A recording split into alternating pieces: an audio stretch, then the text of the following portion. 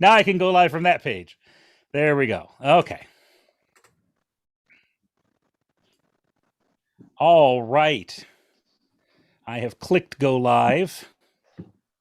It says end stream, and so that should be ready to go live here momentarily. I think we're live at the moment. I know that it still says waiting, but I also know there's a delay. So welcome to everybody. Hey, yes, we are live. So good. I can now do that. So we are indeed live. Right. So hello, everyone. My name is RJ Nestor. I am a business and executive coach, and I've helped a lot of people use Roam research over the last year or so, year and a half. And so I've been, as part of that, I've had a few courses that I've done.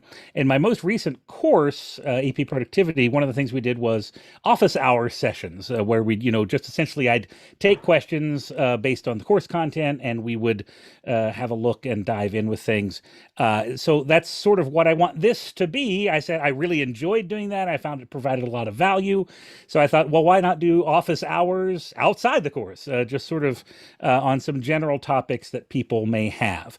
I see some things coming through in the chat there. Hi, everybody. Glenn, Stephanie, Mark, Hamish, Melody. Good to have you here. With me in the live stream, I have Michael and Thomas and Peter, who are here today for the coaching sessions. And effectively, we're just going to go in turn here. We'll dive in just momentarily, and I will help them with whatever issues they're having with Roam, and I will hopefully be able to keep an eye on the chat. I am notorious for not being able to keep track of the chat. Notorious implies a certain level of awareness in the general public that I don't think I actually have, but you get the idea. I am working to keep track of that. So in between the coaching sessions, I'll kind of scan back through the chat. And if anybody had any questions, I'll see if I can address those in those time slots.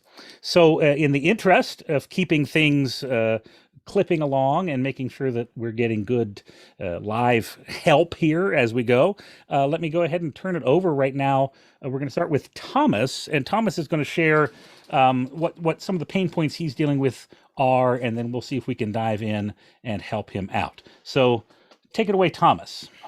Thank you, RJ.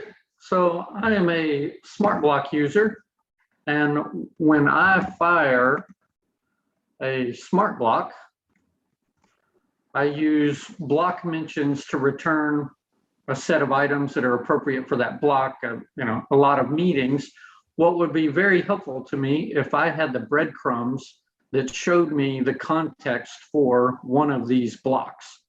So if you look at this SmartBlock, I'm just returning block mentions with a particular set of tags. I don't have your screen shared here, Thomas.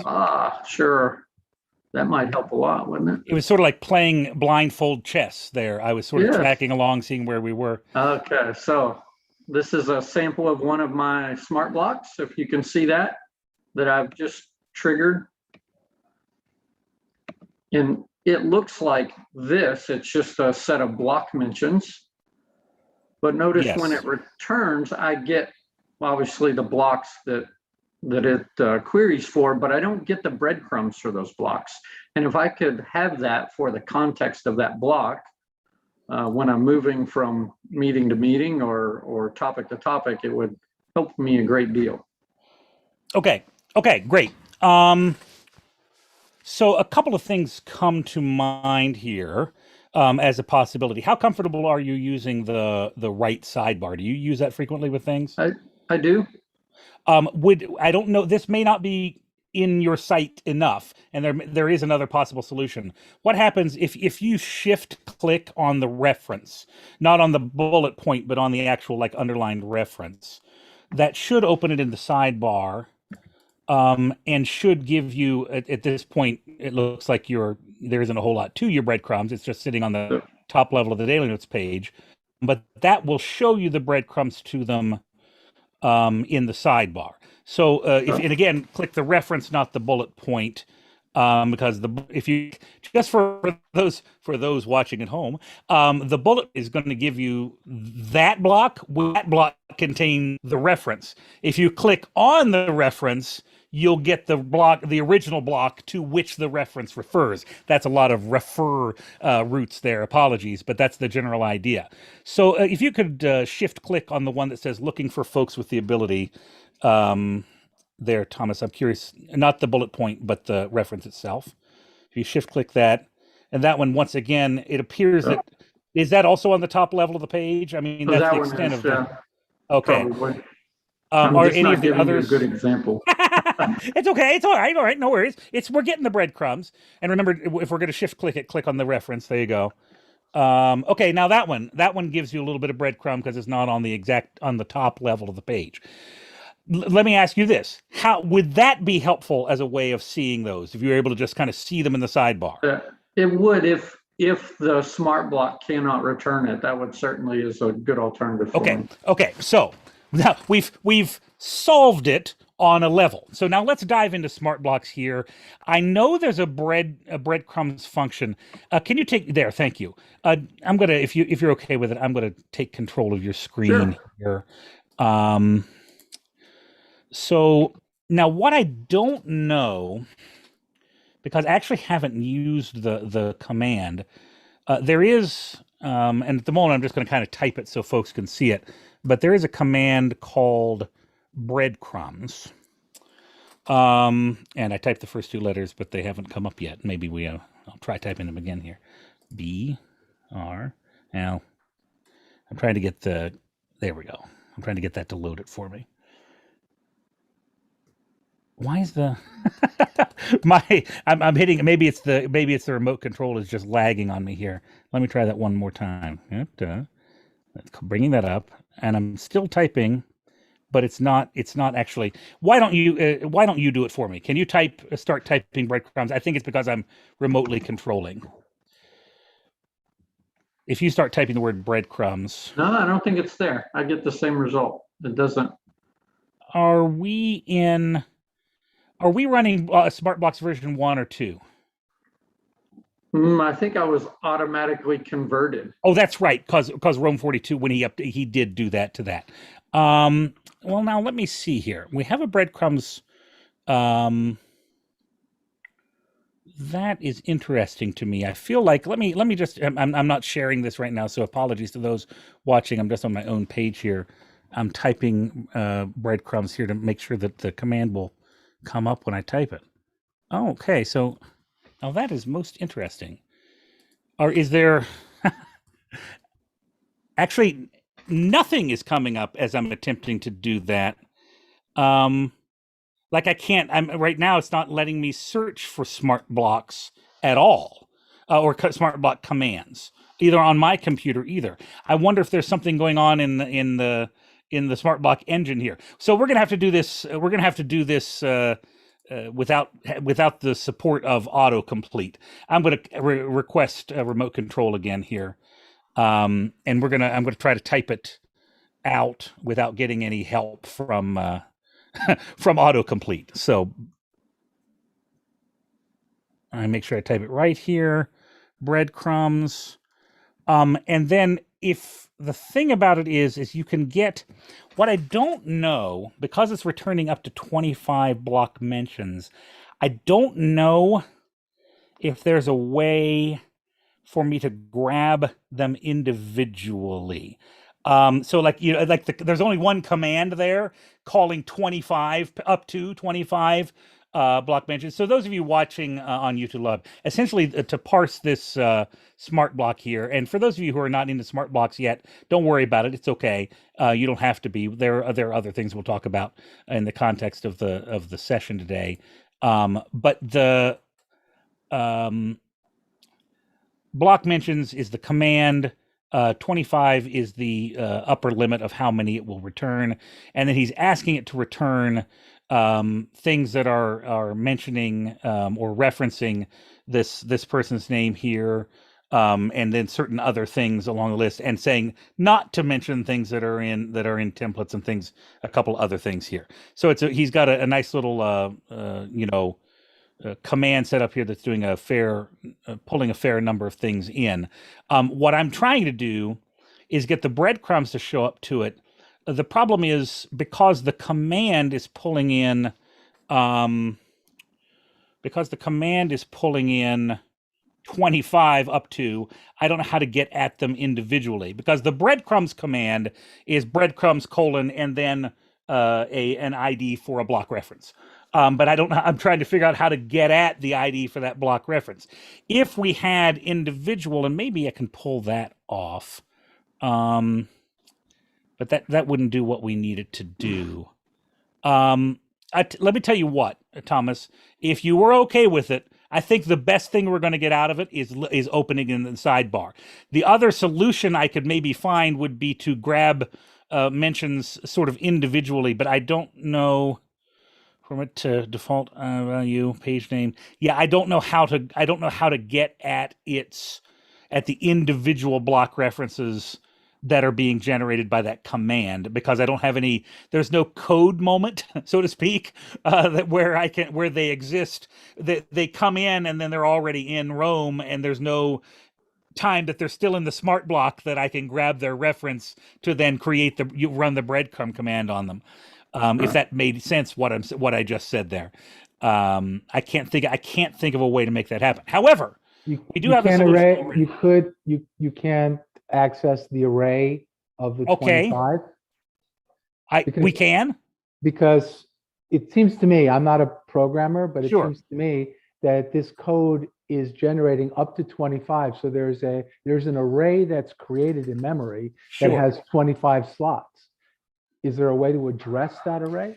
I'm sure that there is within SmartBlocks or within like if you got after it with JavaScript or something, but I'm not aware of within SmartBlocks a way to address that. And that's a question I can ask David Vargas because he's great with this kind of stuff. Let me actually hop over to the chat. Maybe there's somebody in the chat telling us about that. No, not that I see. But I think that's the yeah. I don't think that I don't know of a way to access that array within SmartBlocks. Parents of the current block limited by hey, hang on. Wait. Path resolves to the UIDs of the blocks that are parents of the current block delimited by. Hang on. What happens if you just put it as a children to block mentions 25? Would that second smart block apply to each of the up to 25 instances of block mentions? So if you put the breadcrumbs as a child to block mentions, would that apply to each of the? Maybe.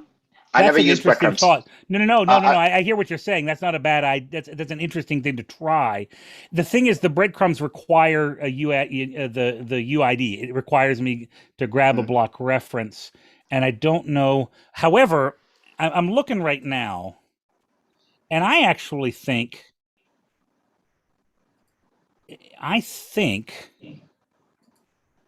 That what we actually need to do. Let's try this.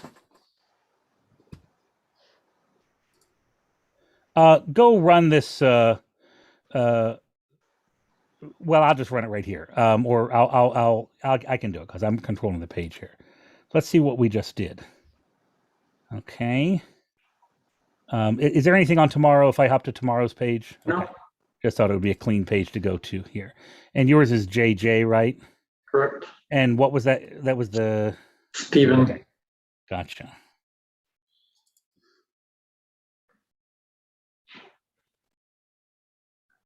What did that do? Looks like it gave us the path without the. Yeah, the path without the UID. Yes. Okay. So I can now. Can I get both?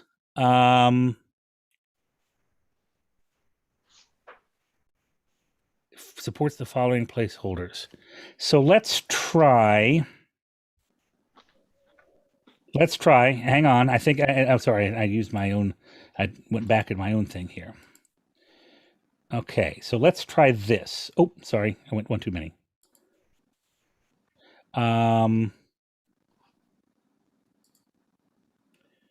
Let's try.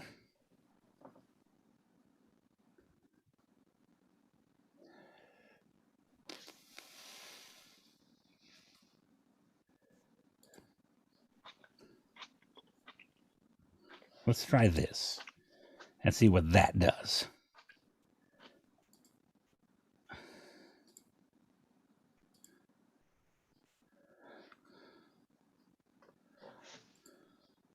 Okay, this is exciting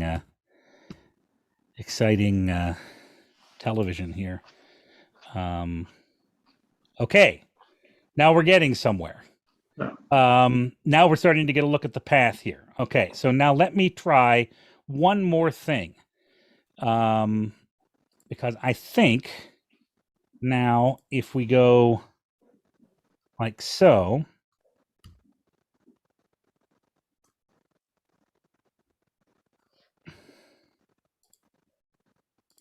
and we add that to all of these, and it said that the path was delimited by the greater than symbol there, so I just added one more greater than symbol to it. That then might do the trick.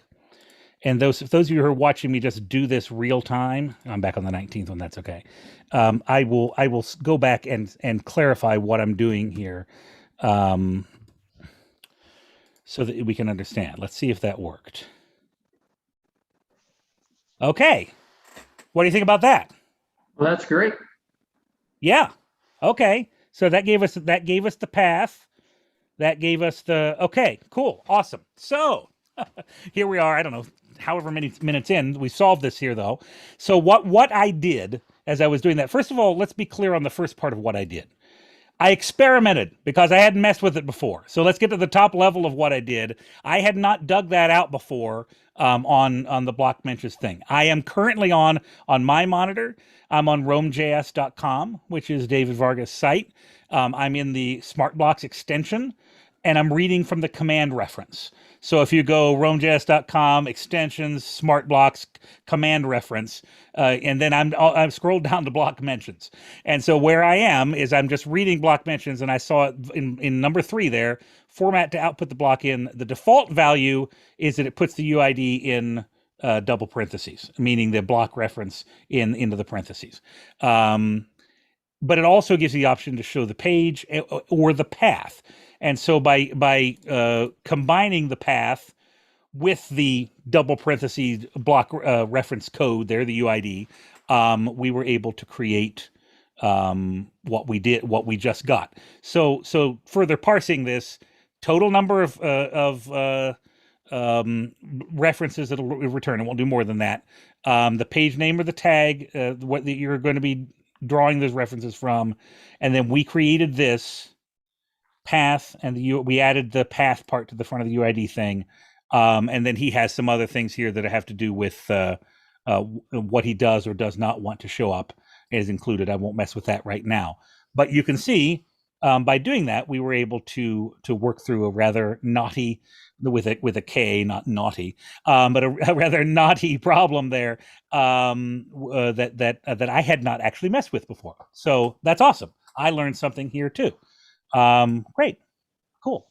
And now I remember, Thomas, you had asked me one other question too. We were talking beforehand about workbench, and I know you had already done this, but I'll hop up in here. Anybody who may happen to be using workbench from Roam 42 and be confused about why it won't work, sometimes up here in the upper right hand corner in the Roam 42 menu, it will. Why is it not opening for me? Well, I tell you what.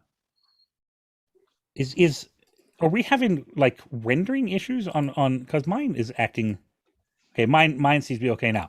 If you click the Roam.js page farthest to the right on the tab, it'll pop up and show it to you. I had that open for you before. If I click, I'm clicking what now? You should see it on the screen now. Okay. I don't know which part we're talking about now. Oh, I see the Roam 42 there, but I'm trying to open the menu here on the right hand side of your screen. So anyway, I can't seem to get that to work at the moment. So in the same way, I couldn't get the autocomplete to work. So there may be a Roam thing there, or Roam 42 thing there. Regardless, if you're trying to use Workbench and it isn't working, the Roam 42 menu actually has an option down near the bottom of it where you can enable or disable Workbench. check that. It's sort of like, oh, my lights aren't working. Have I plugged them in? That it's that kind of level, but it's a really easy one to miss, because sometimes when Roam does an update, that will get reset. And so workbench will suddenly be disabled and you won't know what's going on. And it's somehow gotten disabled. So if you go into the Roam 42 menu in the upper right-hand corner, you can solve that. Thomas, was there anything else that you, now we've gotten your breadcrumbs set up in there for you, and we've given the sidebar option if there is ever a problem with the breadcrumbs. Anything else that you need? Yes, Ajay, Peter. in the chat, Glenn mentioned inline superscript for inline block references that you can either activate from the settings, or the shortcut. That's a good point. That's a great point. Control That's a great point. Thank you very much. So no. Good call. So I did it the hard way. But that is a good point. And it's funny because I actually have inline references enabled in my graph. So I know what you're talking about there. Let's go back to your daily notes page here. What Glenn is mentioning here in the chat, and he's absolutely right, is if you, in your settings, enable what's called inline reference counts here. If we turn that on, then you can actually see the breadcrumbs by clicking on the little number next to the point here. Now it will bring up any time that you've done it, so that may or may not be if you've called this into an agenda a number of times, that may be kind of a lot of noise to see on your screen, because you'll have to go to, you find it in one of those places. But that is a great point, that you can see back to where the original was, and this would maybe be a better one here since it actually has the full-fledged thing. You can go back and see where it was on that page. So that's yes, that's a good solution for that as well. So again, this one, the only limitation is, as you can see, he has this on a few different agendas, and so it might it might be noisy if that were the case. But if you didn't have it on a whole bunch of things, that would be a good solution for that as well. Do you want me to leave those inline references on, or do you want me to turn those off? That's fine. Yeah, you can leave it off. I'll leave them on. I'll play with that a bit. Cool. Excellent. All right. Thanks. Thanks for hopping in there, Peter. I appreciate that. And that's actually very much in the vein of what we do in our office hours in the course too. Is that I appreciate anybody jumping in and suggesting some things. We actually had a discussion that revolved around workbench that somebody pointed out a solution that hadn't occurred to me and was really, really valuable. So thank you, Glenn, for that. Okay, excellent. So Thomas, was there anything else? That's it. Thank you. Absolutely. Appreciate the help. And I know you have to do some traveling, so we'll see you on the YouTube side of things when you need to bounce off. But thank you, Thomas. I'm glad we were able to solve that there for you. Okay. Peter, Michael, anybody have a preference of who gets to go next here? Well, since it's late hours, I would Good call. to Peter. Peter, yes. Let's go to you. Oh, that's actually really kind. I even forgot to say I'm Peter. I live in the UK, so it's a bit later. And my problem, I should also share. There were two main questions I think I put in the form. One was about practices of GTD in sorting an inbox, and the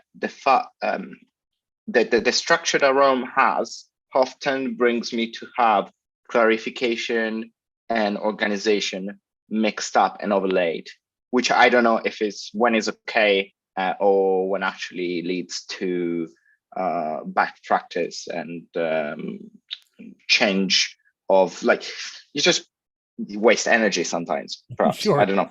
And the other issue was about fragmentation information under specific tag in the context of projects or areas. When you look about all the notes, the to-dos that you're listed under, because of how I list it, and we'll see as I go through listing through my inbox, it's like sometimes it's just block mention wouldn't work to bring up. And when I look at a project page, everything is fragmented and how to deal with that. But I think like we can start with the inbox and then we'll see where that sounds perfect. Yeah. Fire it up. That should be it. Can you see my? Yes, Can indeed. you see my room? Cool. Me. Cool. So this is my inbox for today. And these are some random things that I wrote through the last 2-3 days. I just brought everything under today. I just haven't had the chance to sort from my inbox. So I can start going through them how I would normally. Great. So in this case, this is more, I got a tag for fleeting ideas and I put it like this, and then I go tweet capital and so those I got like ideas for tweets. This one is there was a tweet from The Economist about Chinese divorce courts are placing peril for women, like attitude social practice in China, and I thought like it would be interesting to look at that what's happening in context of anti-fragility of a system. So in this case, I'll put it as not something. It's for me, it's a question. What my shortcut is not working. Oh, maybe because I'm sharing. Okay, cool. Cool. So it's a question, and I'll probably put it under anti-fragility as a tag. So when I go through anti-fragility, I'll see that, and it'll come up. Sure. Tweet about memory. So it's like, again, I'm already organizing instead of like trying to look at what's happening there. It's like tweet about writing memory and knowledge. There was something. There was this tweet that Bo had about. Oh my god. We're getting so much more context than usual. Huh. Oh, that's new. But anyway, that tweet was the bottom one. There's a quote about Plato about not wanting is information. People not wanting people to write too much because otherwise they don't practice their memory as much. Something along those lines. So again, this would probably probably just put it under knowledge, memory, and then no, it should be. I don't have anything with Plato. Cool. This one, for example, I was going through some coding practice. I haven't used Python in a while, and I was like, oh, I haven't used apply, which is a function. And what I know I should do here, I should review how to use apply in Python. So that's a task. And in that case, I kind of have an idea under what project would go, but I didn't think about that yet. Sure. The best that this is also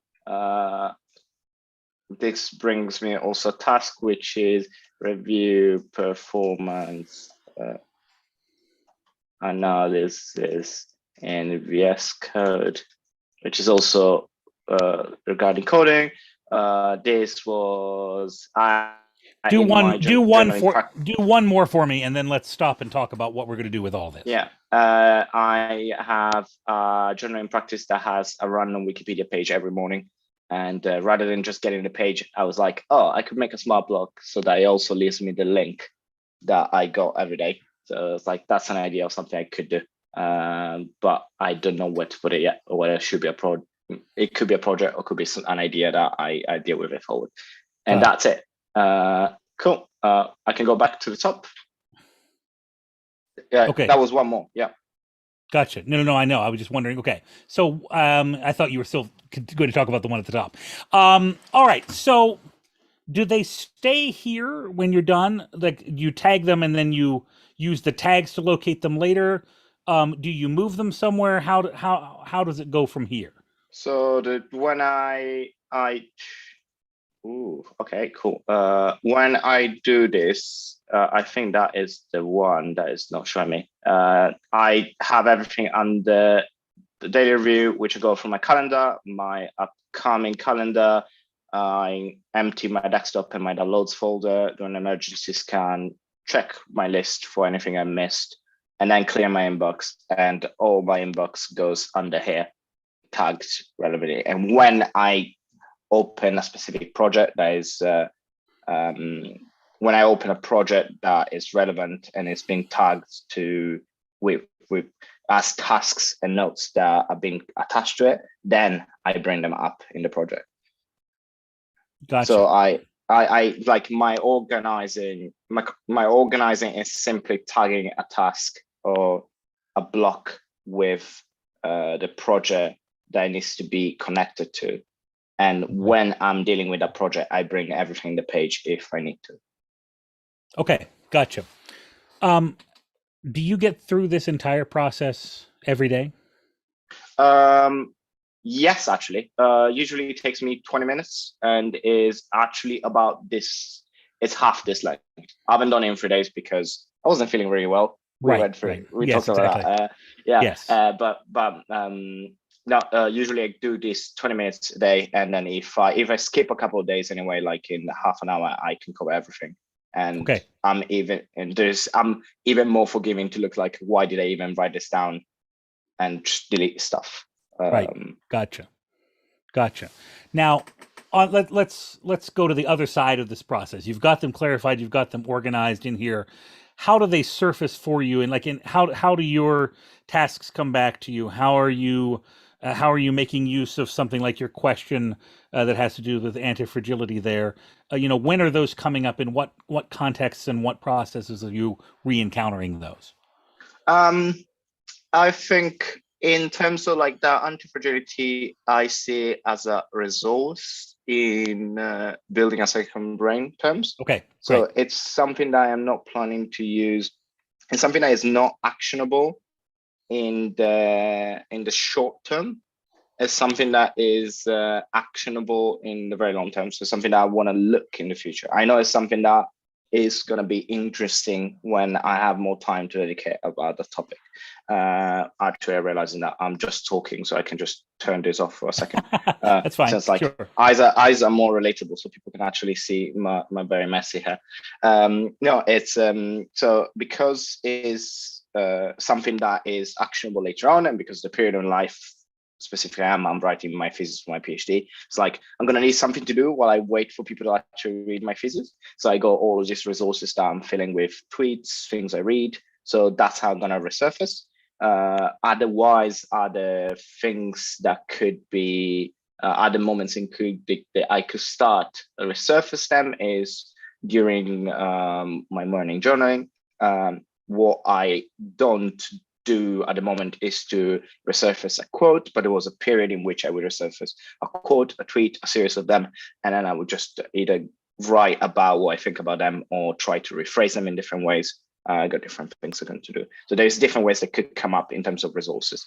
In terms of for things like how to best analyze performance in VS Code or review apply in Python, the most immediate project that is relevant to that is I'm doing Advent of Code, which is instead of getting chocolate, I get a coding question every day. I know I'm an idiot. I should get a chocolate, but it's because that is my daily coding. I'm doing 1 hour coding on top of other things I do for work, and it's fun. I can also attach this kind of reviews of practices, and so I can put those in the project. So I would just put. So if we go back to that specific example that I'm talking about, what I would why. Is it sharing up? It is, yes. Okay, cool. In this case, what I would do, I would put project and then Advent of Code, and then project Advent of Code. So they would be. So what I would do is, I guess that project I check it because it's. Is an event that goes from the 1st of December to the 25th of December. What I do is at the end of the week on a Friday on a weekly review, I have a look and then try to set up when to resolve actions because it's not something urgent. I don't need to check it. They don't have dates attached to them, but I would just go and like, okay, I got this active project and Yeah. where can I find the time next week to actually review, apply, like spend 1 hour finding resources on how to use apply in Python in a proper way, or how can I find resources on perform analysis or in VS Code and best practices to do that. So I'm gonna probably say like, oh, I can do this on Monday because I got the afternoon free after I have a meeting, and then I'll put those tasks on my Monday, or I'll just leave them in the project, and then as a next action, one of them will show up, and I'll just pick it up. Gotcha. Okay. So what's the specific? So it sounds to me like you have a pretty, functional flow there, and I can see how your tags and your various references are going to pull things where you want them. What would you say is the most the pain point that you're encountering here, or the pain points that you're encountering here? I feel like I can get lost going through this because it's not.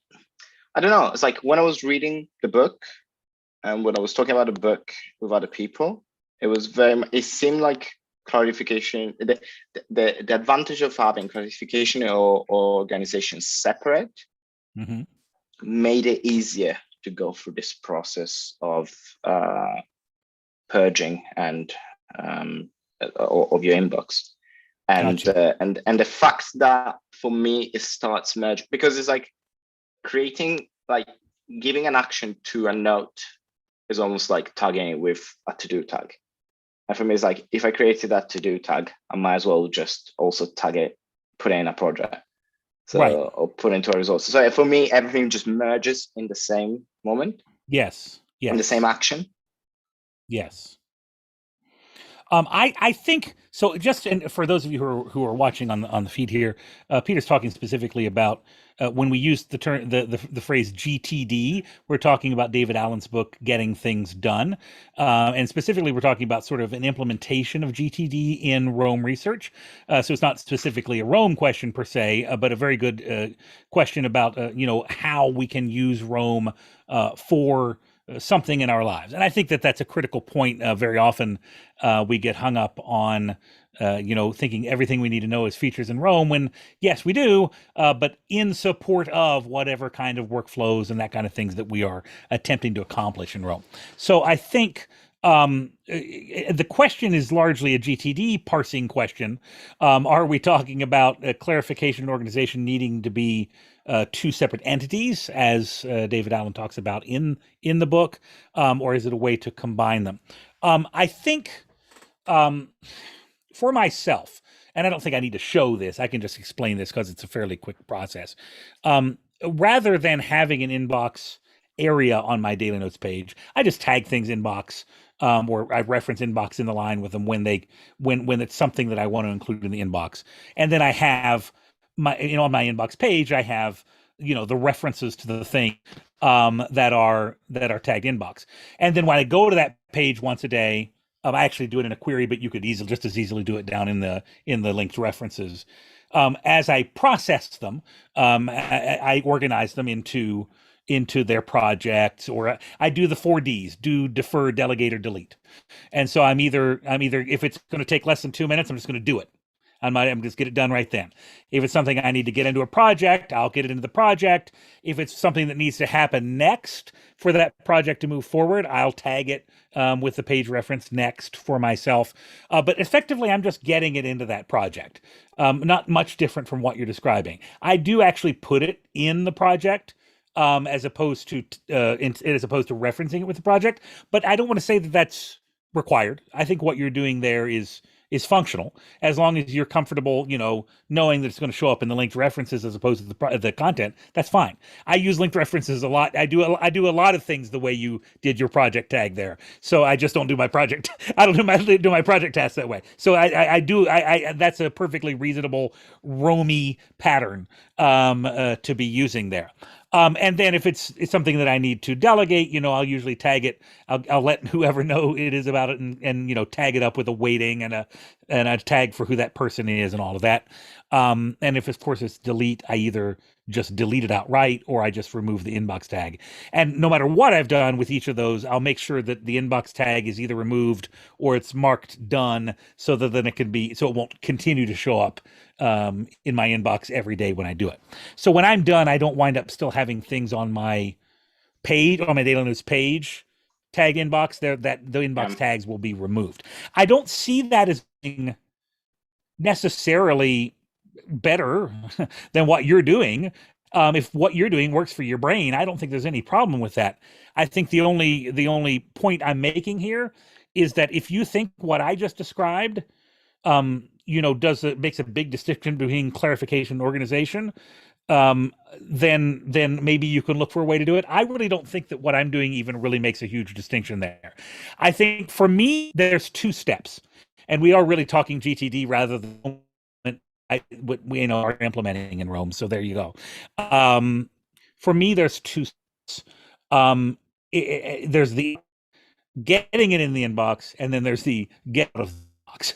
And the reason it's two steps for me is that if I'm in the middle of this, working on writing something, and an idea pops into my head that I need to do something, to tell somebody something, whatever that may be, I don't want to have to leave the context of what I'm doing.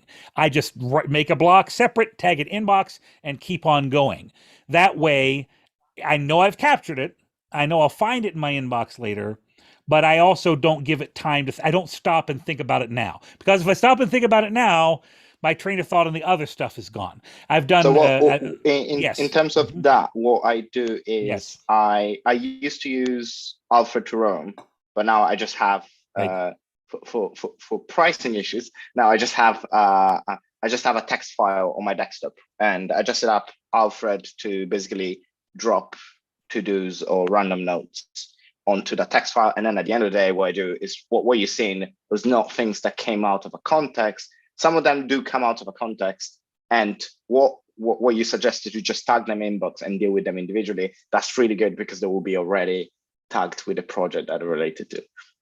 Yeah, that sounds right. And that is great. In terms of other things that I don't know, it's because like lots of the things that were mentioned there did not come in the context of me doing something related to code. Someone just said apply, and I feel like, I haven't used apply in Python in a while. How do I do that in the best way? And then I just wrote that note for me. And those, I just open them, I just go a shortcut on my keyboard, and then I just write that a to-do or write and then a note for me. And they go on to a markdown file or a text file, and then I can copy and paste that into my inbox at the end of the day. So it's just like, it's more like a free flow capture out of context for me. And the same is for me texting or writing things into texting to my laptop or writing things in that app. So I can just, like, when I'm on the go, I can just take quick notes. Great. And you know what? If it's okay by you, I'm going to take a quick moment and highlight a couple things for those who are watching on the YouTube stream. What you just heard Peter talking about is dealing with the fact that Roam is not an ideal place for us to often be doing a lot of the different things that we're trying to do in our lives. If we're out and about, very frequently, at least for me, Roam does not load on my phone very well. And so obviously I can't use Roam when I'm out and about. So I need to have some kind of extra piece of my system that allows me to capture things if we're talking about GTD or Zettelkasten with ideas that we may want to make sure that we don't lose. And I have a few different. I use Todoist for tasks. I use Otter, which is a transcription app for longer form ideas if I just kind of want to talk through them, and then when I'm done, have a transcription. And also David Vargas at the Roam.js has an extension that allows you to import anything you have in Otter into Roam. Glenn just mentioned in the chat here, he uses Drafts, which is one that has come up in my course often. My main computer is a Windows machine. One of these days, and Jessica's here too, she'll laugh at me because I keep saying it when I see things demoed. I know, I need to get a Mac. Well, okay, I'm on a Windows machine for now. So I don't have Drafts on Windows, so it isn't as useful in that context for me. But it is something that I'm looking for, things that can fill those gaps when when Roam isn't the right option. And that's what Peter's kind of describing there, is sometimes he needs to use sort of a middleman in order to get a middle app in order to get things gathered that then he can copy and paste easily in Roam afterward. So just sort of the larger point there is sometimes the friction that we're encountering is that we're trying to make Roam work in an instance where it would actually be easier to use something else in the interim and then move things into Roam from there. Or depending on, what your system is, maybe it can live there right on and on. It's possible that, I use Roam for all of my task management. And I do that because I get a lot of value out of having my tasks living with my notes. It just that the way that I'm able to those things to interact, but also stay separate, but is really valuable to me. So I'm happy to have to kind of add the extra little pieces that I need to add here and there to fill in the front end for when Roam isn't the right choice for capturing things, because I want Roam to be the hub. I want everything to kind of, to paraphrase, I want all roads to lead to Roam in this particular case. But that doesn't always mean that's what's going to be right for everybody. And Roam can be a central piece and a critical piece without necessarily having to be the only piece for that. So it's sorry, I wanted to stop and highlight that point because I know we were talking GTD heavily, and I wanted to kind of circle back to talk a little bit about Roam in that context as well. But I think what you're describing there, Peter, sounds like a pretty functional system to me. I don't. It looked like a lot was going on, but if you're in command of that, it doesn't really matter how much is going on as long as it makes sense to what you're doing. So that's not something that I think there's any major concern. Tell me about, I know that one of the other pain points that you brought up was sort of that fragmented information. Is that sort of related to the same flow here, or is that another entity? So yeah, because sometimes what I do is not tag specifically a block with a project, and because of the nature of how sometimes idea and task happen to come out, and me working maybe not in Roam, whether I'm coding in another app or whether I'm on the go and I'm tagging it later because I saved that task and the idea in a different context. What happens is that sometimes for tidiness, what I do, I would say project name, and then I would nest below everything that I thought was relevant to the project. What happens then is once you're done that, you can all use the SmartBlock mentions, because that works only when the tag is in the tag. So what I have in the long term as an idea is, it's like my idea was like, when Christmas breaks come, I'm going to try to sort out a way to not only bring in the block with the block mentions, but also the children. And that is something that I might try to work out as a smart block in the next couple of weeks, since I'm on holiday. But at the moment, the problem is that if you have a list of to-do nested below a tag of your project, you might not be able to bring them in easily. You might not be able to automate easily to bring everything into your project page. So it's very much, it becomes a lot of a manual task in my case. So do you use workbench? A little, not very much. Okay. Something you might consider for what you're describing there. Now I know that you're talking about using the block mentions in your SmartBlocks, so that may not solve that aspect. But I know also within SmartBlocks you could maybe use blocks from a page if you got the projects onto the project page as opposed to nested under a project reference.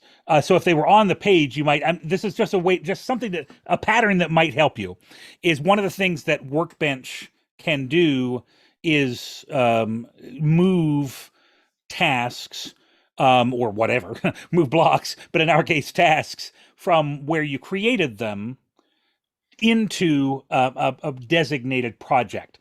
And what's interesting about this is if you create, so effectively, actually, you know what? Are you okay if I share my screen over here? Because it'll be easier for me to demo than to talk about. So effectively, share screen.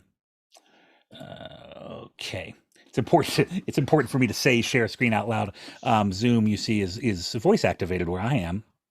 Maybe not. I might be lying. So let's do a sample project here, and I'll bring it in. I have a smart block that I use that called Initialize Project. I actually use XX for my smart blocks because that's what the original version 2 was.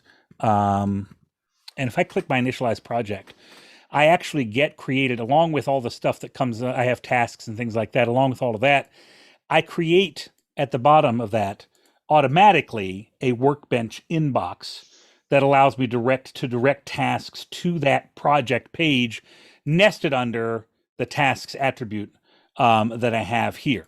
So effectively, now that I've created that, I've run that smart block, and incidentally, I could show you the smart block, but all that's happening here is I'm using the current page name command, so it's nothing fancy. I just need to be on the project page to run the smart block.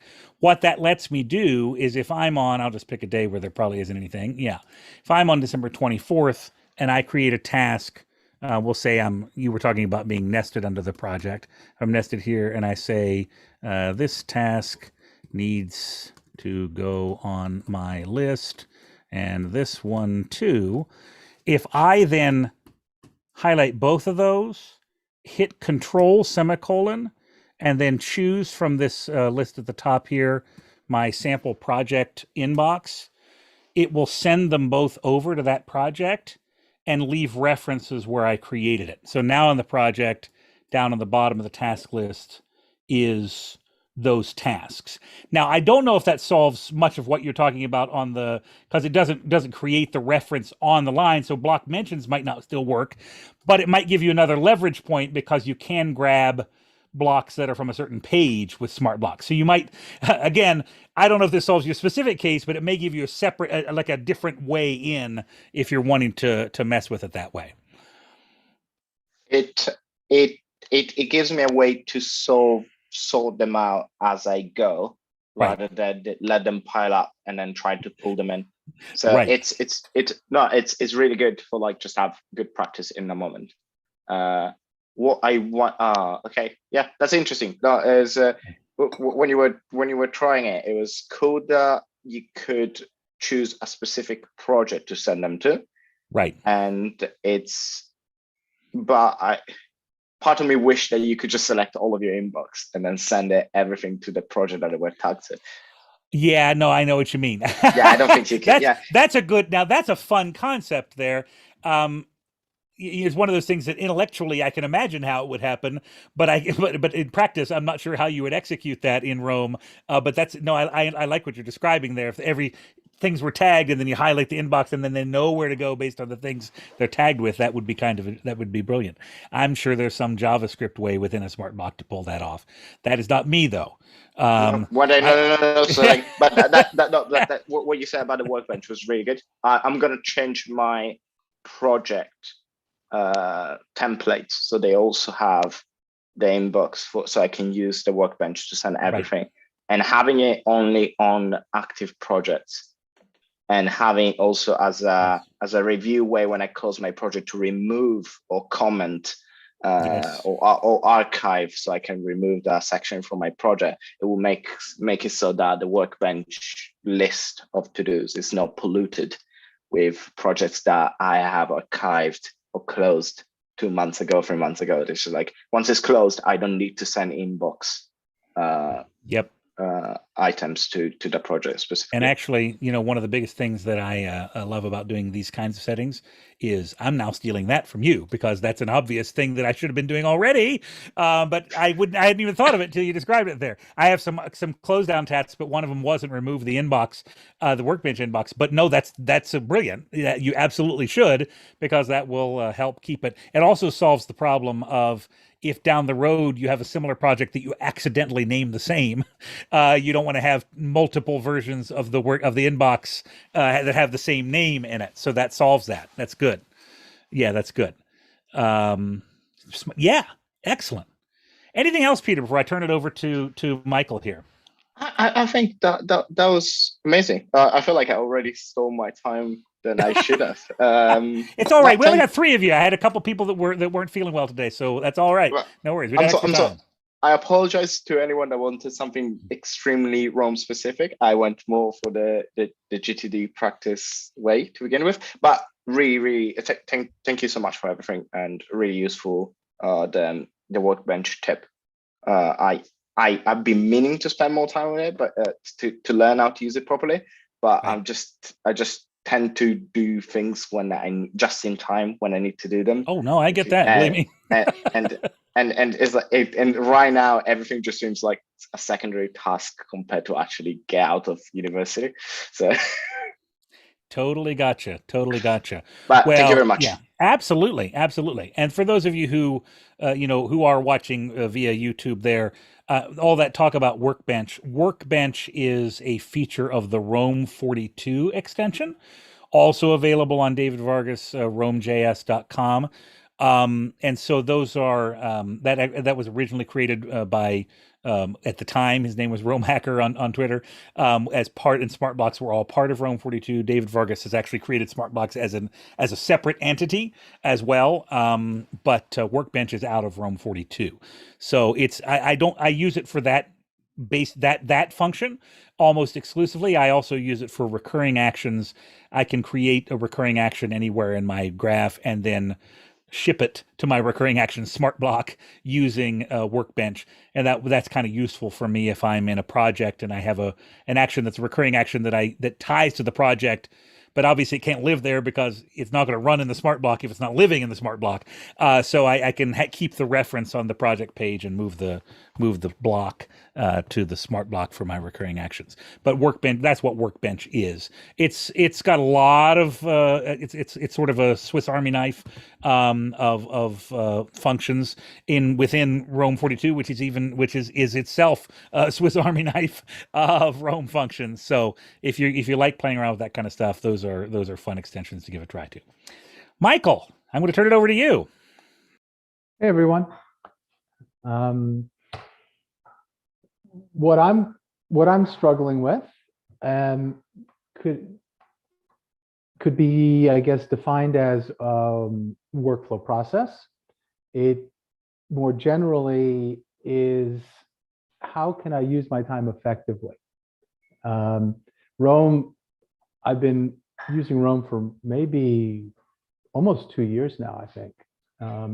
Been playing with it, and there are waves. I'll go and I'll structure something, and I'll have 3 pages or 8 pages that are structured really well. But then what ends up happening is I'll create new pages without any structure, or I'll disrespect the structure that's in the page. So part of what my pain points is that I don't have a coherent or consistent way to structure pages.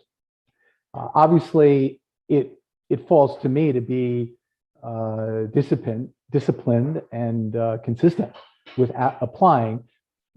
But my problem is I don't really understand, I suppose, I understand the technique, if you will, of having a template. I just don't understand how to really do it, actually create that template, and what a effective template looks like. And there are a lot of different types of data. So that's one of the issues that I face. The other issue is I'm capturing information. So I'm capturing information from tweets, or I'm capturing information from a web page, or from a PDF, or a document that I've been working with, or somebody sent me an email, something like that. And I'm capturing using drafts. So I know that Glenn has done some work with that, and I would love some help understanding how I can take drafts and push it right into Roam. I use Airtable. I'll show you a couple of these things where I've captured a whole bunch of ideas or lists of things, and I want to be moving that stuff into Roam, because I think Airtable and drafts are really easy for me personally to use to capture information. They're just not great for me to process that information in a profound way.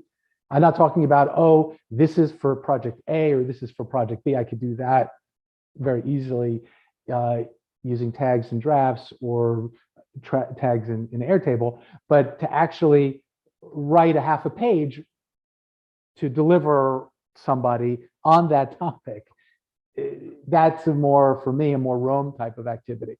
And managing that inside of Roam would be great. So I don't know if I've kind of rambled or babbled a little bit. Feel free to ask me questions. I'll show you what I'm doing, and I'll show you a few examples of the pages that I have kind of floating out there, and maybe we can kind of help me narrow down. That's what I'd love to do. Show me some examples. All right. I don't think you rambled. I understood, I think, most of what you were saying there. So Okay. now we'll dive in and you can show me some of the things you're thinking and working with there. Terrific. Let's go here, I think. Let me get rid of this. Like loading meeting controls. Okay, so obviously there's my Roam, but I have some Airtable here. So I'm, got a bunch of records. As you can see, I have a bunch, and they kind of sit around. And kind of like Peter, I go through Peter conceptually. Peter's a lot more disciplined than I've been. I will have moments where I'll go through 100 of these, and I'll even do it on a daily basis, and then it gets down to basically nothing, and then I'll go a week and I don't do it, and it starts to that's me. So you can see, so I've captured some information here. I can just open this up very quickly, so you can see that I've got a little bit of a title. I have an actual link to that particular part of the podcast. And I've tagged it as well. So that's just one example. I've done a mind dump. What I had was I had thousands of and what we just left is I had, I think, 16 or 1700 Apple Notes. And while I like Apple Notes because they're really fast and I can go and do stuff, they're not that easy for me anyway to manage. You can maybe put them in folders, but it doesn't really share well with the other kids. And so what I wanted to do is do something that's shared better. Airtable and Roam would be my choices for that kind of stuff. So again, I have a bunch of things that I'm doing. And this is more like a to-do list. I would like to manage this inside of Roam as opposed to inside of Airtable.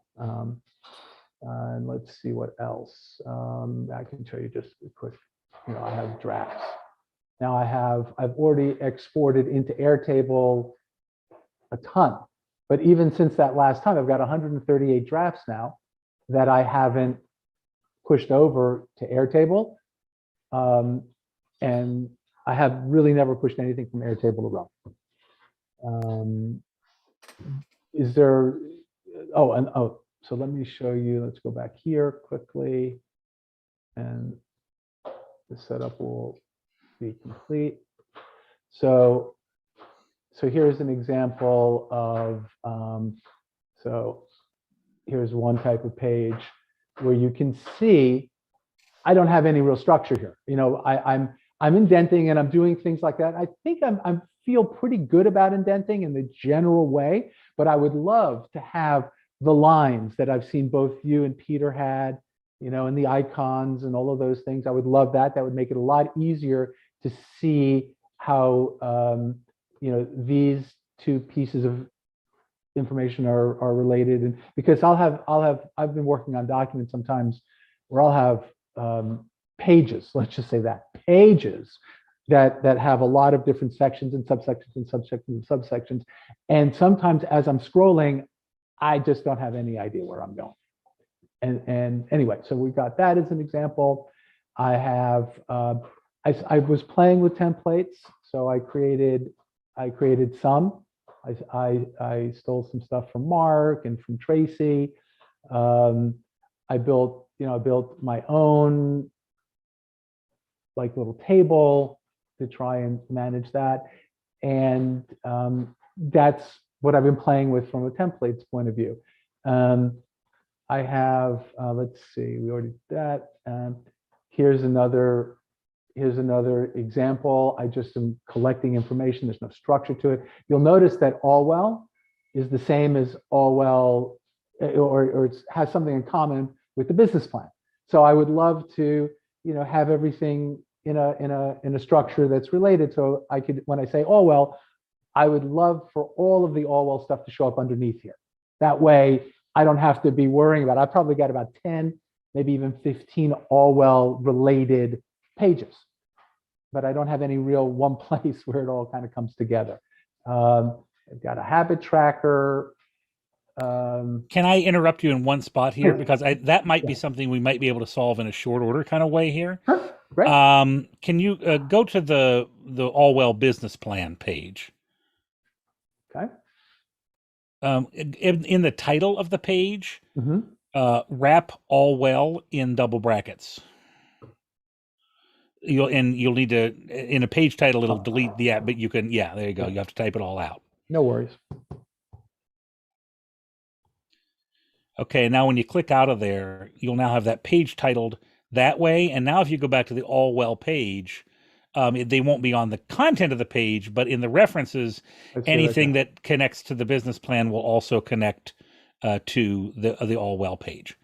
Great. That's a very simple way of doing it. I Yes. imagine that there's a SmartBlock way of doing it too, where it will actually show up in the body of the page, all the Right. different mentions. But Right. that's great. But this already is better than what I've got. I have a book shape up.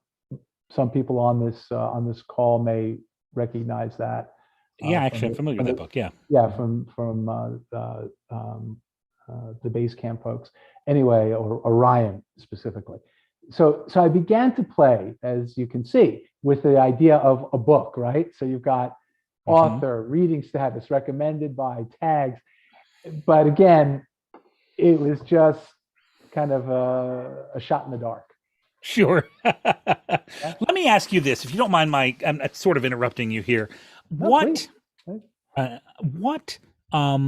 you want to do with this information? Like, so you've bought it, you've got it in here, you've got the book information here.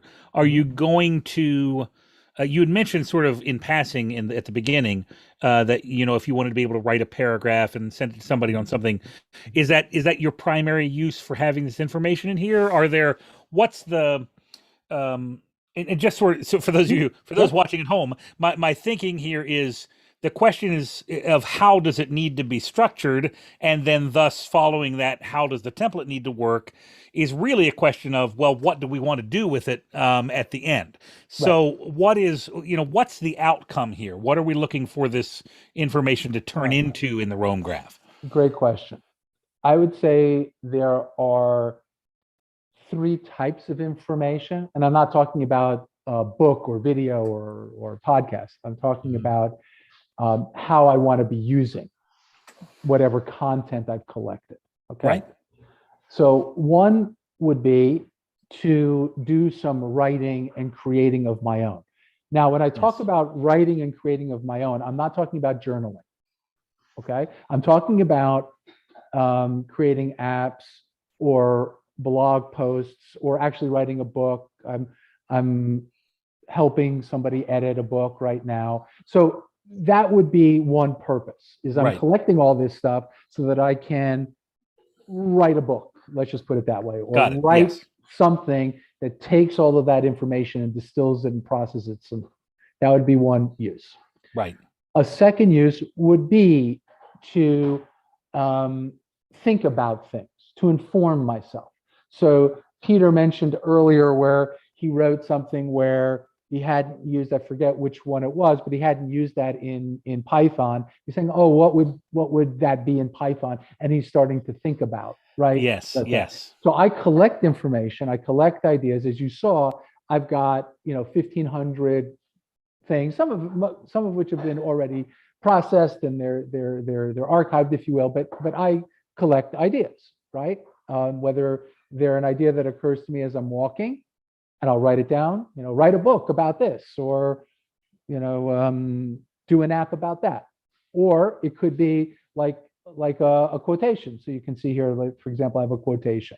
I find a quotation, I'll collect it. But this is about not necessarily using it for a particular book, article, app. It's more about me sitting down and doing a daily or weekly review and just growing my brain.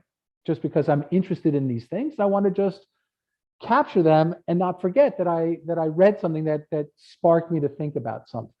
And it may not have any particular project in mind at that moment, but just wants me to, I want to keep it inside, rattling it around inside my head, right? Which means the project is, if we were to put it in project terms, the project is to make sure it stays around rattling inside your head. Yes. So that would be part exactly, of the ill-defined, the very well-defined rattling around in the head. But Right. as a subsidiary project to write a book, that's ill-defined. It's not defined yet. Okay. Then that process, a workflow process, would be to then put it either archive or put it into some functioning active project. Okay. And then I suppose the third thing that I would use this information for is to share it with other people unprocessed. For example, I know, RJ, that you love tennis, okay? And you're a big fan of Pete Sampras, who, that's just the name popped in my head, right? It was the name that was in my head too, so that's funny. Okay. That's scary, actually. Yes. So I come across an article about Pete Sampras. I'm not thinking about necessarily writing a book about him. I don't really much care if he's rattling around in my head, but I know it would be a nice thing to share with you. And I'd like to just kind of ship it out to you and say, hey, RJ, here's something I saw that I thought you'd like. Right. Okay. So those are my three types of information, three purposes. Okay, cool. Well, let's do some general thinking here first. Do you mind if I take control of your screen for a second? By all means. Okay. So one general rule for me, and I noticed Glenn commented in the chat here saying you have to wrap your head around block referencing to understand the heart of Rome and connecting ideas. I think that's true on a level too. I'm in no way disagreeing with that. I think that there is an enormous amount of power to be had in the web that we can create with block references in Rome. But I'm actually going to center a little bit here on a couple of page reference things. So you have author and for those of you who are watching, on YouTube, you see the double colons there. That's setting up the word author as what's called in Rome an attribute. An attribute is a page reference in the same way that a hashtag is a page reference, in the same way that double brackets around something are page reference. So yes. For clarification, then, if we typed in author in the search bar up on top, we'd get a page, and anything that was connected to author would show up? Yep, absolutely. There's your page. There's your author page. And so now what part of this, and the reason I reference what the word reference shows up a lot in my conversation today, the nature of Rome. But the reason I was talking about what Glenn was saying about block references is that one of the cool things I think about Rome that doesn't necessarily involve block references per se, except that it is at the block level, is if we then combine things like, say, now we have a page reference to author and a page reference to Ryan Singer engaged here on the same level. That means that we now have sort of created this web of connections between Ryan Singer and books that he is an author of. So if you now have multiple books that are by Ryan Singer, it's going to be very easy to find those books by going to Ryan Singer's page and filtering by author, for example, because then everything that he's an author of will show up. I would do the same. My general rule here is reference. Oh, sorry, I don't know why I just did that with the wrong with the curly braces there. I hit the wrong thing. And the one problem is with taking control is the slight lag, which drives me sort of crazy. But I tag things heavily. I reference things heavily because I'm trying to create as much of a web of interrelationships as I can in the mix.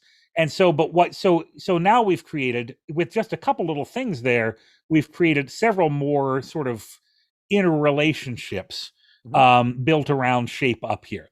To give you an example, you talked about your author page. Yes, you have a page author, which you can click right here.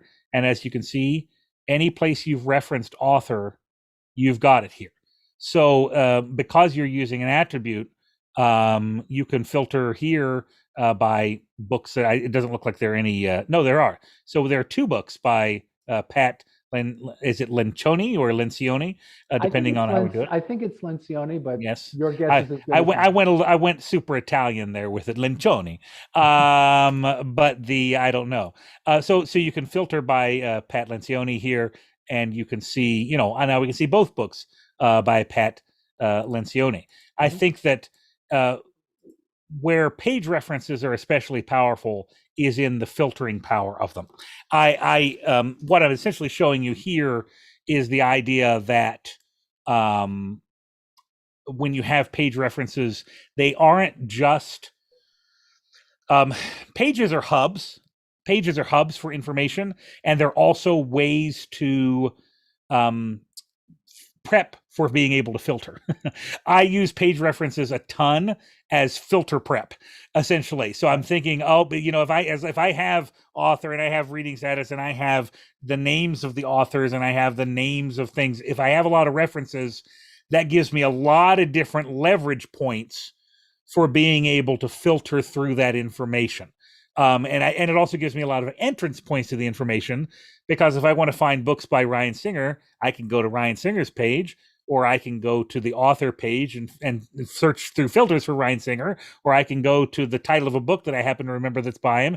So even if I've forgotten the guy's name, I can probably still find what I'm looking for, because it's all tagged and referenced around with other information. Got it. So that's one aspect. And I think the reason I wanted to highlight that is I think largely what you're going to find is that, and I think you know this already, I'm not this part, that's why you're here. The more structured you are on the way in, the less concern you're going to have in terms of being able to find the stuff for it to rattle around in your brain later. I think, if we can get this kind of figured out, what do you want that structure to look like on the way in? It'll be very, very easy. Yeah, that Yes. is absolutely so. Yes. And hidden inside of my long preamble is that notion of, can we come up with 3 or 4 basic page types? Right. Then I'm pretty much got some guideposts or guardrails. Sure. To help me just stay effective, because I'm just dumping things into pre-formatted things, and I don't Perfect. think too much about it. Do you mind if I go over to your Roam templates page? Is there anything there that would be my okay? guess? Okay. So let's see what you've got set up. You've got your daily journal. You've got your Tracy. That's right. You were already here. Your Tracy Winchell journal templates there. Collection of thoughts.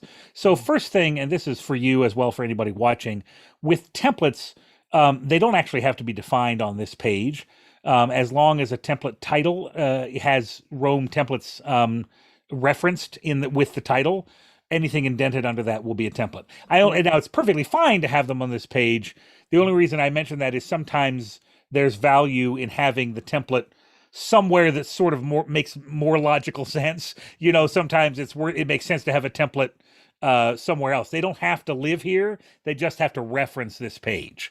So what I would do is I'd have a bullet that would say Roam templates, and then it would be a subsidiary bullet to that, a collection of thoughts. Correct. And on the line, on the line where you have the reference to Roam templates, also include the title. And then underneath that, indented underneath that, you can put the template. So effectively, could you just? I'm going to show you that. Yep. Great. Mm-hmm. I'll just hop out here to Wednesday, and probably won't be anything on Wednesday. There isn't. So if I wanted to create, sample template, and I can then just reference Roam templates right here. And then I say, stuff, more stuff, some more. And now that's a template in its own right here, and we can run sample template right here, and you'll get stuff, more stuff, and some more. Right. Just leave that here, by the way. Don't erase. I'll erase my run of it, but I'll leave the sample template there. Yeah. So effectively, then it doesn't matter where you are. So you could have a page called, book template, and on that page you could define a template like this. I do that. The same is true. SmartBlocks, function the same way, and they can be wherever as well, as long as you reference the point. I like having them in a place where it makes sense to me logically for them to be there, as opposed to it being all on one page. Only because, I have a fair number of SmartBlocks running in my graph.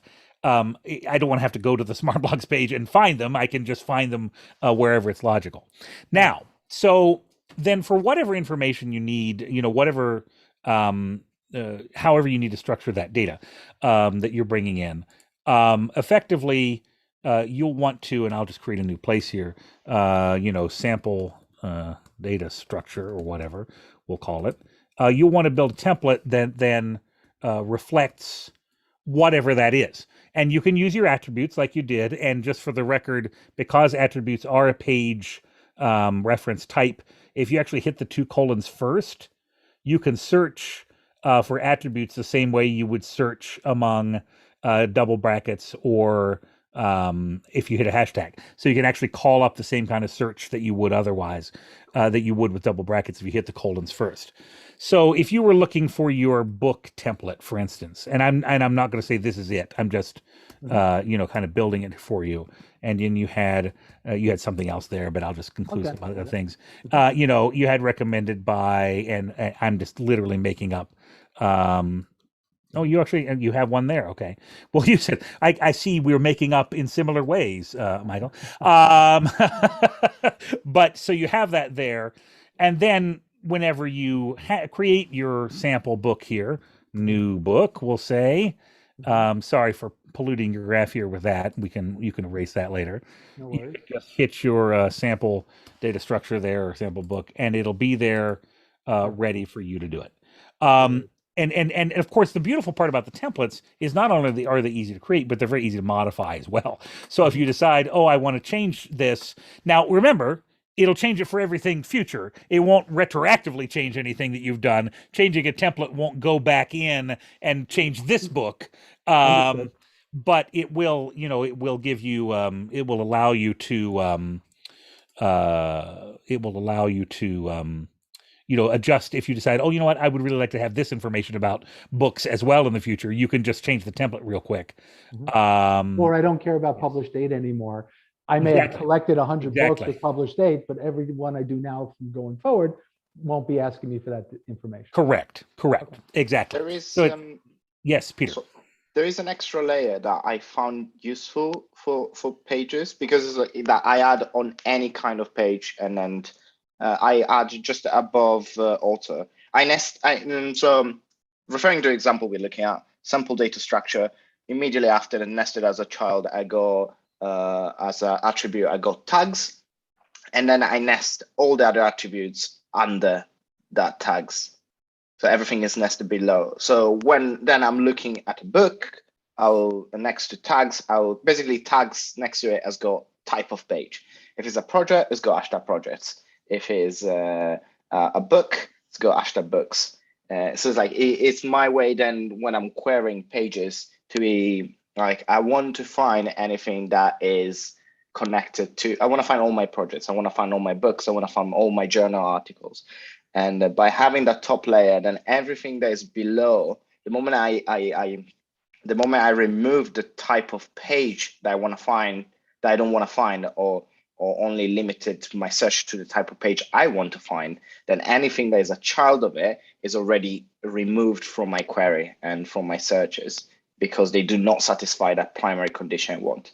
And another thing I would put there, for example, next to projects, is the status of the project, because it's like the moment is a project with a status inactive, everything that is child to that is irrelevant for me. So I don't want to, having that top level block that gives me some more important information.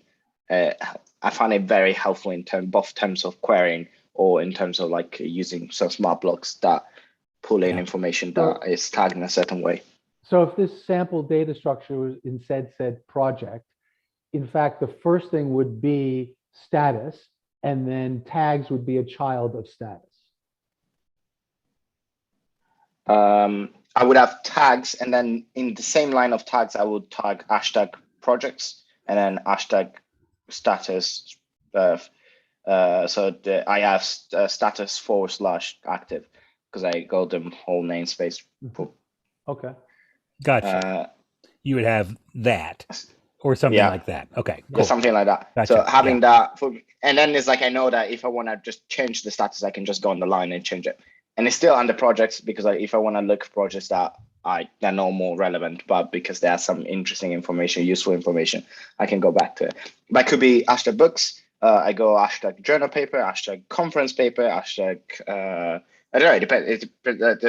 It depends what kind of page I'm looking at. But then because I got pages that recur a lot, then I don't have to fill the information every time because every template is gonna have all that information that is relevant already filled. So like all the ones that got a project already instead of saying book template, I call project template, and that has already got hashtag project filled in the tags. Right. Got it. Perfect. And so it's something that I don't go as far as Peter did describe there. However, that isn't me saying I think Peter's wrong. That's me saying the way my brain works, I don't need to have it set up quite that way. But I absolutely appreciate it. And when I say, just for clarity overall, when I say the way my brain works, I'm very much.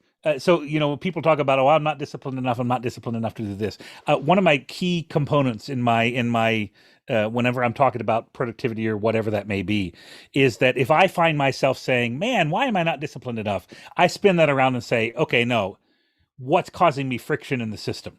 And so I get friction as low as humanly possible for myself on the way in. And that's why I love Roam, is that if I build things right in the back end of Roam, so to speak, I can be low friction on the way in and still leverage a lot of benefits on the way out. So it's really a matter for you, Michael, for everybody else watching, of figuring out, what level of involvement do I want to have up front? What level of involvement do I want to have at the end? Because if I'm, and I tend to be a person who wants my system to be as fluid as possible, that I can just kind of tag things and wrap things and reference things, but not, have to spend a lot of time thinking about how it goes in, because if I do, then that's that friction, that's that headwind that keeps me from doing it, and I never want that to be the case. Yes, and that's my experience, and that's in a nutshell what I believe is so for me. The reason I stop for a day, a week, a month doing whatever it is that there is friction in my system. And it's just like, I don't want to deal with this now, so I won't. And then it just compounds. And so I think that this will help you, get a handle on the real challenge is, of course, you have to take that extra time up front to build the system to minimize the friction for each of the new upfronts. For me, not speaking for anybody else, I actually get a thrill out of doing that. And I think where I'm stuck here is I have that tendency to want to do it. But I have a limited experience or expertise. Right. Exactly. And that's why I'm, sure. Of course. In your game perfect. Absolutely. So I think that this would be where I'd start for you. Okay. Is just figure out, okay, what do I want that structure to look like? And do it in the context of the question I asked early on, which is, what do I want to be able to do with it? Because you can, with the front end, you open the front of a book, there's a whole heck of a lot of information you could include in a template for a book if you really wanted to. But how much of that is actually going to be relevant to what you want to do with it? Well, I don't know. I know for myself, not much. And if I try to capture all that information, that's that friction, that's that headwind. I'm not going to do it. So, ask yourself, what is for each of the processes, for each of the 3 or 4, as you said, different types of page structures, what's the end of that journey look like? And then kind of work your way backward to, what do I actually need? And then just start iterating on it. This is the biggest, and maybe this is the biggest point overall. It's the reason that I do my AP productivity course as an 8-week course, live cohort course, rather than, I just give all the information, because I actually want to be there for the iteration so I can kind of guide through that. because it really is a matter of pick somewhere and start, and then figure out what you needed and what you didn't need, and it'll get smoother and smoother as you go. And so I don't think you need to have a ton of expertise. I think this is probably enough here. And I don't even know, I mean, I incorporated into your template there what Peter described with the tags and Right. books and all of that. I think it's a great idea, which is why I went ahead and included it here. It may be a bridge too far for you. I don't know. It may not be. It may be perfect because it's in a template, so you don't have to worry about it much. You Right. just call the template. So it's I think it just depends on what it is that you want to do with it. And then as you start to do it, when you have one of those days or weeks or whatever when you don't go into Rome, now instead of that being man, okay, I got to get back in there, all that kind of stuff, that's a sign that says, okay, it's time to do some system work. It's time to figure out what is the thing that is inhibiting me from getting in there. And what am I not wanting to do? Generally speaking, I don't know. With the way you described your process there, Michael, you sound a lot like me. So I suspect that we have a similar reaction. I know for me that there's like this little kernel of anxiety or dread is too strong a word maybe, but it's kind of the right feel where if something's not working the way I want it to work, I start to feel that build up, and I don't want to go to my office, and I don't want to sit in front of the computer, and that's sort of the key for me to say, oh, okay, Yeah. I need to stop on the work for the moment, hop up a level, focus on the structure, focus on the system, and see if I can solve what is that thing that is causing me to feel that sort of anxiety or dread. I recognize myself in that description. Yes. So, and I don't know how much we didn't talk too much nuts and bolts here. I do think that if you're able to build structures over in Airtable, and I've used Airtable a fair amount in my life. In no way do I use it anything like I would use Roam. I don't use it so much anymore because I do most everything in Roam. But if you can build a structure like that in Airtable, I am absolutely confident that you can bring it over here into a template in Roam and do it very yes. I'm sure I could too. Yeah. Mm-hmm. So I think it's just a matter of, now that you know that the attributes are creating page names, which is awesome because that's creating those references for you. Now that you have sort of the beginning of what one of those templates might look like, and you can build them anywhere, hopefully that'll be a good jumping off point for you. Sure. Like Vargas has his Rome page where we got all these extensions. Is anybody and Notion has pages and pages of templates that they provide. Does a resource like that exist for the Rome community? I feel like there was. There are certainly within the SmartBlocks. If you have SmartBlocks installed, there's a SmartBlocks store which has some things like that. Though that's still pretty much in its infancy. Mm-hmm. I'm trying to think if there are any. I mean, not to plug my own things, but that's part of what I do in my course structure is kind of supply some of that and also help customize to what you need as well. But it is a. I don't know. Maybe somebody can help in the chat there. I don't recall. I feel like I'm blanking on it. I feel like there is something out there. I know there have been some Roam tool kind of things. And I'm going to give up control here so you can do whatever you need to. And actually, I'm going to unshare your screen if that's okay. Mm-hmm. Sure. I think that there are some tools there, but I can't. I know that I feel like the help graph even at one point had some of that, though. I'm not sure if it still does or not. They've kind of used that, kind of played with that a little bit here over the last few months. I'm not sure what's in there, and I don't go into the help graph much because I not to brag, but I know most of the time I know what I'm doing. So I'm not in the help graph looking around, so I don't remember exactly what they have in there. So yeah, is that helpful, Michael? Yeah, that is brilliant. Thank you. Okay, absolutely. So I'm going to go ahead and wrap up here then. Thanks for all of you who are watching.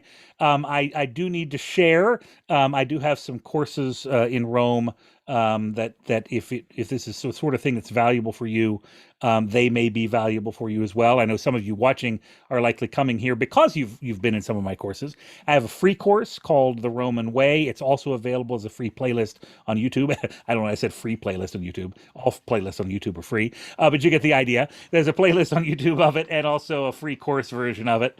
So you can find the Roman way there. And I'm actually about to be adding a few more videos to that here probably this week. I have a course called Your Road to Rome, which, whereas the Roman way kind of shows the features, Your Road to Rome is more about workflows. And it's just about to get a big update. I launched it last November, and version 2 is coming out this week or next. Probably next. I was aiming for this week, but I had a few things that came up that slowed me down a few days. But regardless, that's coming here shortly as well. And I mean, those of you watching this, in 2028, sorry, it's already up, probably version 8 or 9 now, but who knows? But version 2 is coming out this week, meaning the week of December 19th of 2021. And then I also have, so I have that, and worth noting, I'm actually right now, if you buy version 1 of the course, you get automatically into version 2 of the course. There's no there's no extra cost. Version 2 is going to change the pricing structure. I'm actually going to start doing a subscription version where you could do monthly or annually or a lifetime one. Version 1 is just one payment. And the reason I'm doing that is because I think I'm going to be adding some workflows. I'm going to be doing some sessions like this, but more geared towards specific aspects of workflows that are in that course and that people are working on as well. So there'll kind of be ongoing content in Your Road to Rome. So the subscription made more sense. I have my powerful task management and Rome research, which is GTD style task management. It is not a live cohort course. It is just a course where I show you how to build a GTD structure in your Rome graph. And then sort of my flagship now is my AP productivity course, which is an 8-week live cohort course to help you get work done in Rome research. And it will focus on whatever workflows you need it to focus on effectively. In the first week, I give you a scaled down version of what I call my daily cycle, the routine that you can do each day to get your, to get going with your work, to choose the work you're going to do, to track your work as you do it, to capture your ideas, to connect those things to your system.